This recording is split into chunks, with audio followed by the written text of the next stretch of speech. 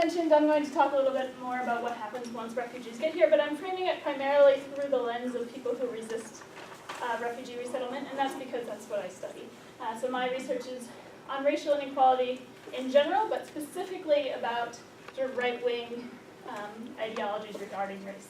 So I actually brought a couple articles that I'm hoping people will take home because I have been holding them for a long time. So I'm just going to quickly tell you about them. I only think I have 4 or 5 copies of each, but I can email you some if you're interested. I have business cards. One of them is about the way that militias that fight immigration on the border, so this would be immigration, not refugees, think about or frame discourse about women. One of them is specifically about what I'm going to talk about today. It's called Floods, Invaders, and Parasites, Immigrant Threat Narratives. Yeah, that's not bad. And then the last one is about the Tea Party and how they talk about racial inequality. That was my dissertation. So please take those if you want, and if there's not enough, I'll have this instead.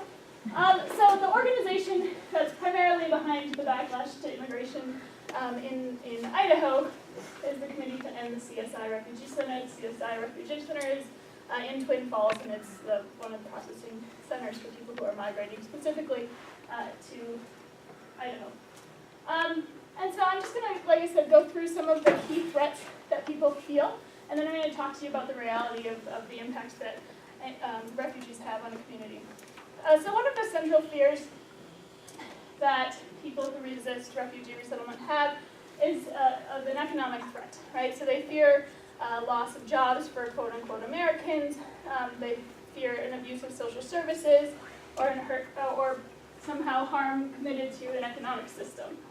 And largely, so these are quotes that I have up here from the CSI in particular. So there's a fear that refugees are taking jobs from Americans. But research has shown that refugee resettlement strengthens an economy.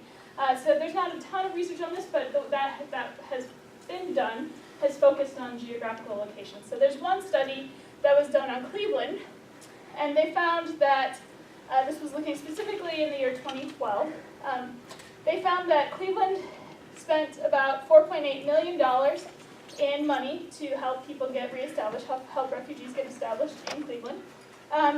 But the economic impact of those refugees was estimated at $48 million. So that was 10 times the return, right? By having these refugees come to the community. And that can be in the, I'm going to take one of these markers because that'll be really exciting.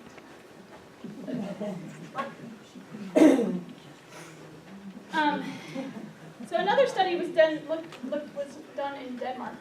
And they were looking at the impact of refugees on wages, because another argument that people have is, well, if people are coming and they're willing to work for less money, then the wages are going to decrease. And they actually found that that's not true, that refugees increase public demand for goods and services by virtue of being in a community, has no impact on wages whatsoever.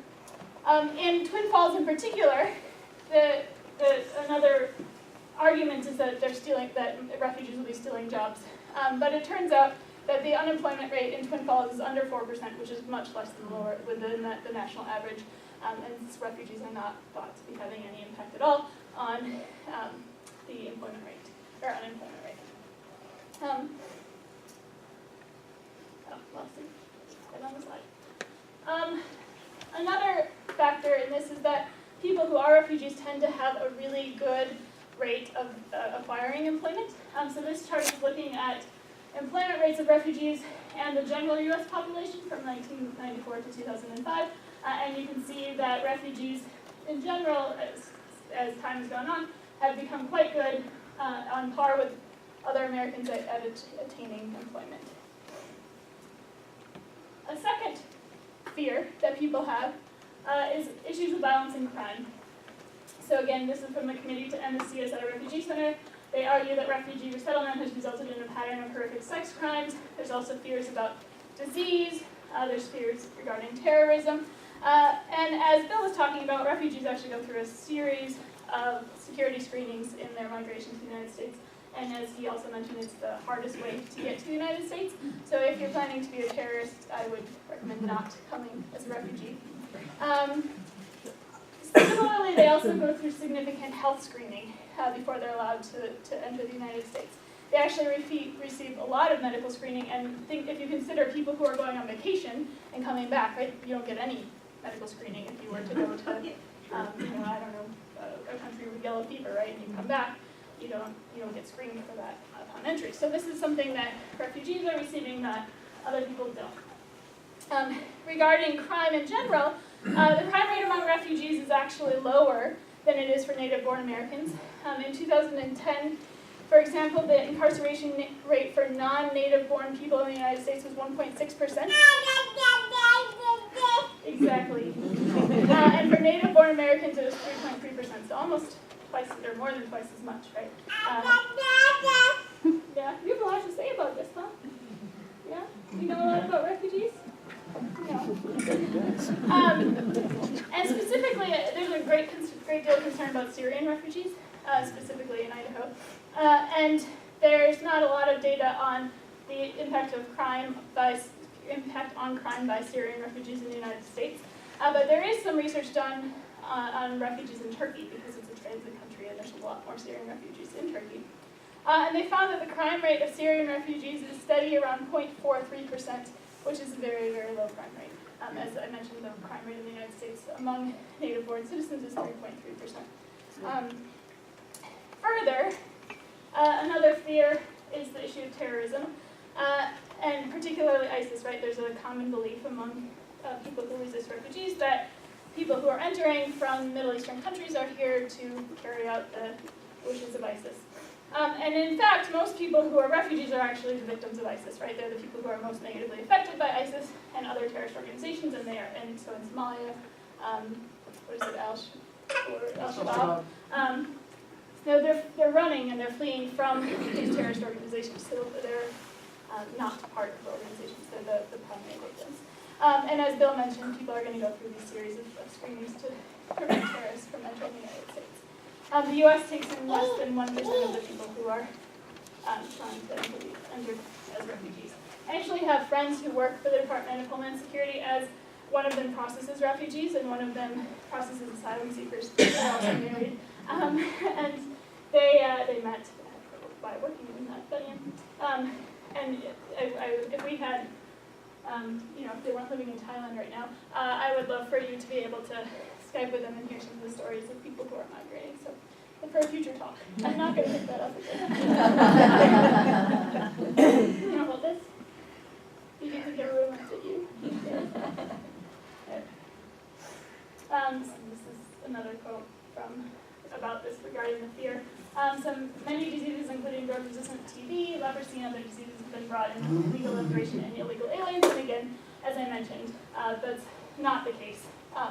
That the people who would bring in, if diseases are entering from foreign countries, it's typically through people who are traveling as tourists, not. Yes, what are you doing? Isn't nap time? It is. And these are some quotes about the fear of terrorism. I know, you're making this difficult. Okay. So I already covered this as well. I'm used to having my PowerPoint here, which shows me what's coming up. So, okay. So the last fear I want to talk about is the fear of people don't say this explicitly, but a fear of white culture, right, or cultural threats. So people say things like, well, some groups do say things like, the white race is dying out, non-white invasion of the state constitutes white genocide. So there's a lot of fear from people who believe that white culture is under threat by the immigration of people from the Middle East, which is particularly interesting because people in the Middle East are legally considered white. But the fear, there's actually a racialization of religion that's happening in this case, right? You are making that very So it's particularly interesting in light of sort of the U.S.'s history as the melting pot, right? So the United States has long been considered a melting pot where people from different countries have come together, and in reality we know that that's not true, right? There's always been racial tension with new immigrant communities. So for a long time it was Irish Americans, Italian Americans, Eastern Europeans, and now we see it more with Latino Americans, and currently with people from the Middle East, right? And all of these narratives and stereotypes and fears are the same, right? They're recycled time and time and time again. And as you've probably been aware, right, people tend to assimilate and tend to work really actively to assimilate. So people from Latin America, for example, there's stereotypes that people don't want to learn English. They're just coming here speaking Spanish, making their kids translate for them. Actually, I was on a walk one day and I heard a woman saying that in this town. She's talking about how people didn't want to learn English and they make their kids translate it. I wish I'd said something, but I didn't. But it turns out that people from Latin America in particular, about 2/3 of them are actively enrolled in classes to learn English. And the remaining 1/3 typically are learning in more informal avenues through family members, other groups of people, community organizations.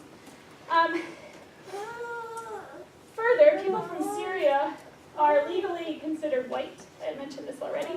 And that was a decision that happened in 1909. There was a series of Supreme Court rulings which were determining racial categories because at that time, in order to be a citizen of the United States, you had to be white or black. But people who were black still didn't receive all the benefits of citizenship. I would argue still don't receive all the benefits of citizenship. So really what we're seeing is a fear of Islam, right, and not a fear of necessarily people of color, but we've racialized Islam. Here's some more arguments that are coming out of southern Idaho. So people are saying things like, to hell with the humanitarian effort, we're at war with these people, these refugees are a threat to my family, my way of life, and my community. And again, we know that people who are migrating are the victims of ISIS, not the perpetrators, and we know that people are actively working to fit in their society. I'm going to keep going. This is a similar idea, right, that this is somehow going to destroy American families. A couple other things to mention, sort of aspects of assimilation. Birth rates among refugees tend to drop after the first generation. So in America, the United States tends to have a lower birth rate than a lot of countries where people are migrating from which people are migrating. But once people come to the United States, their birth rate tends to drop and match the levels in the United States, right? So there's cultural training that refugees go through when they come to the United States so they can learn American culture. I actually have a friend who lives in Turkey and she does this. She teaches American culture to refugees. She herself is Turkish, but she lived in the United States. We were roommates when we lived in DC, and that's her job, cultural training of refugees. However, some of the other, in sum, the impact of refugees on a community tends to be pretty low, and or slightly positive, right, in terms of economic opportunity. However, what we do see is a lot of harassment of people who are refugees and also other communities of color. Even if people from those communities are not refugees, there's sort of a spillover effect of racism towards refugees on other communities of color. So in southern Idaho, there's been cases of women having their hijabs ripped off and told to go home, and that's something that continues. Don't bump your head, dude. Cheers. And this can be really re-traumatizing, right? The journey as a refugee is already very traumatic. If we have time, I can tell you some anecdotes of people that I know who have become refugees and sort of the story of how they got here. It's a very dehumanizing and traumatic experience. So coming and then not being safe in your new community, it can further aggravate that trauma. These are just broader historical context. The point of this is, right, that this has been, the resistance to refugees has been something that's gone on for a long time. It's not a new thing in the United States. So I will stop here. I think I have a picture of hate groups too. And we can field questions. I have a munchkin under the table. What are you doing?